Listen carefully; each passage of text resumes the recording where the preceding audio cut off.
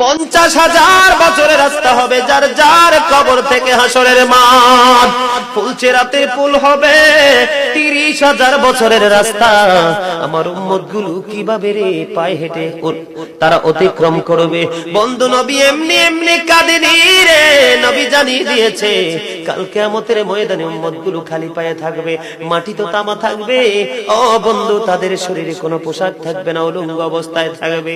এবং মা আয়েশা প্রশ্ন করলো, গো প্রাণের নবী, জানতে মনে চায় নবী গো, এই যে আপনার উম্মতগুলো উলঙ্গ অবস্থায় খালি পায়ে সবাই থাকবে গো নবী, তারা কি নারী পুরুষ একসাথে? কয় হ্যাঁ, নারী পুরুষ একসাথে।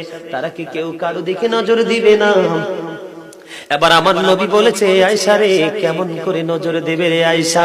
বন্যার পানি যেমনি প্রবল বেগে বৃদ্ধি পেয়ে পৃথিবীর মানুষগুলোকে গ্রাস করে ফেলে, কাল কিয়ামতের দিন এই জাহান্নামের আগুন মানুষের দিকে বন্যার মতো প্রবল বেগে ছুটে এসে মানুষকে ঘিরে ফেলবে। এত ভয়ঙ্কর হবে রে আয়েশা কেরা, এত ভয়ঙ্কর হবে আসুরের দিন, এত ভয়ঙ্কর হবে সেই দিন। আর সেদিন এত বিপজ্জনক হবে, একটা পুরুষ আর একটা নারীর দিকে তাকাইবার মতো সুযোগ থাকবে না।